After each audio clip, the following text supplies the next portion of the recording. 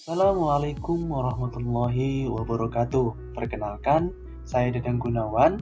Jadi video ini saya buat guna memenuhi tugas kuis 1 dari Ibu Siti Rahayu selaku dosen pengampu mata kuliah kajian masalah pembelajaran matematika. Jadi langsung saja kita ke materi. Yang pertama yaitu adalah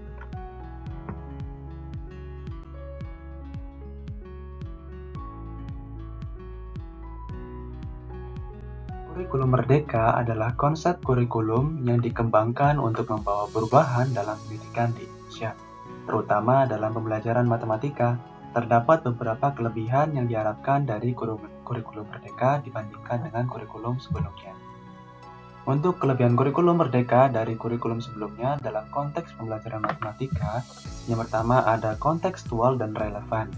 Kurikulum merdeka berusaha untuk membuat pembelajaran matematika lebih kontekstual dan relevan dengan kehidupan sehari-hari siswa.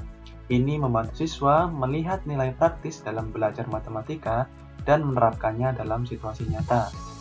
Yang kedua ada pengembangan kemampuan berpikir. Kurikulum merdeka mendorong pengembangan kemampuan berpikir kritis, analitis, dan kreatif siswa.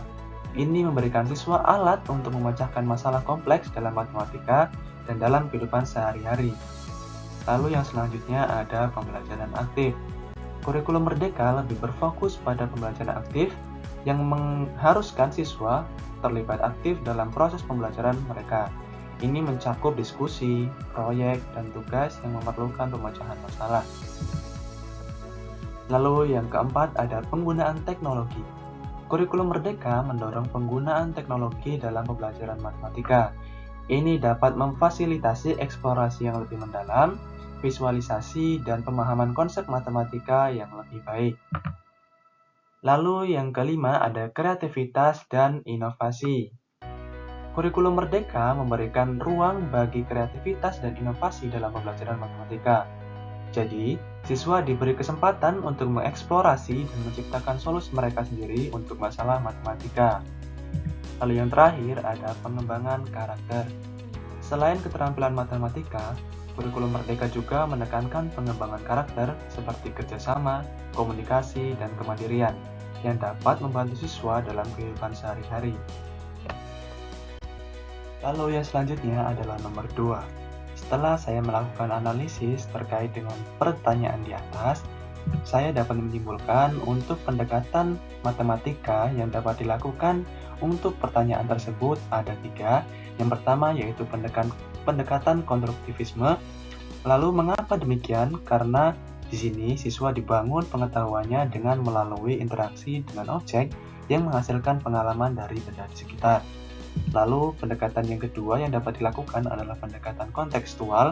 Lalu mengapa demikian?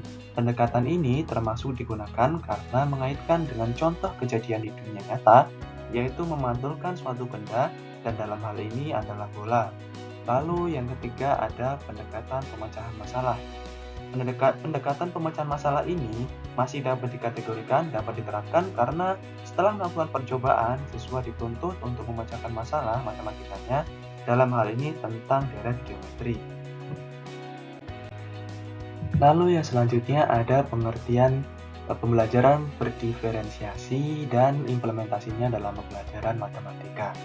Pengertian dari pembelajaran berdiferensiasi adalah suatu pendekatan pembelajaran yang dirancang untuk mengakui perbedaan individu dalam kelas seperti kemampuan, minat, gaya belajar, tingkat pemahaman, dan kebutuhan belajar. Tujuannya adalah memberikan pengalaman belajar yang sesuai dan relevan bagi setiap siswa sehingga setiap siswa memiliki peluang yang sama untuk berhasil. Lalu adapun implementasi pembelajaran diferensiasi dalam pembelajaran matematika. Baik, untuk langkah-langkah yang pertama yaitu penilaian awal. Lakukan penilaian awal yang komprehensif untuk mengidentifikasi tingkat pemahaman, kemampuan, minat, dan gaya belajar setiap siswa. Ini membantu guru mengetahui di mana setiap siswa berada dalam pemahaman matematika. Yang kedua adalah membagi kelompok fleksibel. Bagi siswa ke dalam kelompok yang fleksibel berdasarkan tingkat kemampuan mereka. Ini memungkinkan guru untuk memberikan instruksi yang sesuai dengan tingkat pemahaman setiap kelompok. Yang ketiga adalah membuat materi yang beragam. Sediakan berbagai sumber materi yang berbeda, seperti buku teks, video, aplikasi matematika, atau sumber daya online. Ini memungkinkan siswa untuk memilih materi yang paling sesuai dengan gaya belajar mereka. Lalu, membuat tugas yang disesuaikan. Sesuaikan tugas dan proyek matematika sesuai dengan kemampuan siswa. Siswa yang lebih unggul dalam matematika dapat diberikan tugas yang lebih menantang. Sementara siswa yang membutuhkan dukungan lebih dapat menerima tugas yang lebih sederhana. Lalu yang selanjutnya adalah membuat bimbingan individu. Berikan bimbingan individu kepada siswa yang memerlukan bantuan tambahan dalam memahami konsep matematika. Ini bisa berupa sesuai tutorial, 1-1 dengan guru, atau bimbingan oleh rekan sebaya yang lebih mahir. Lalu membuat pilihan penilaian. Izinkan siswa untuk menunjukkan pemahaman mereka dalam berbagai cara. Mereka dapat memilih untuk menjawab soal tertulis, membuat presentasi, atau menyelesaikan proyek matematika. Lalu membuat kelas terbuka. Berikan kesempatan kepada siswa untuk mengeksplorasi topik atau proyek matematika yang sesuai dengan minat mereka. Ini dapat meningkatkan motivasi dan keterlibatan siswa. Lalu selanjutnya ada panduan pribadi. Berikan panduan pribadi kepada siswa untuk membantu mereka mengembangkan pemahaman matematika. Ini bisa berupa penjelasan tambahan, bahan bacaan tambahan, atau sumber daya matematika lainnya. Lalu selanjutnya ada monitoring dan umpan balik. Pantau kemajuan siswa secara berkala dan berikan umpan balik dari konstruktif.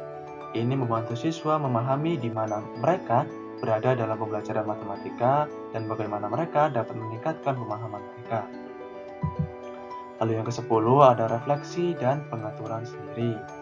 Ajarkan siswa untuk mengidentifikasi gaya belajar mereka sendiri, kekuatan dan kelemahan. Dengan pemahaman ini, mereka dapat mengatur sendiri strategi pelajaran yang sesuai. Lalu yang terakhir ada komunikasi dengan orang tua. Jika komunikasi yang baik dengan orang tua siswa untuk membahas kemajuan dan kebutuhan individu siswa dalam pembelajaran matematika. Baik, demikianlah pemaparan dan jawaban dari saya. Mungkin demikian, kurang dan lebihnya saya mohon maaf. Saya akhiri, wassalamualaikum warahmatullahi wabarakatuh.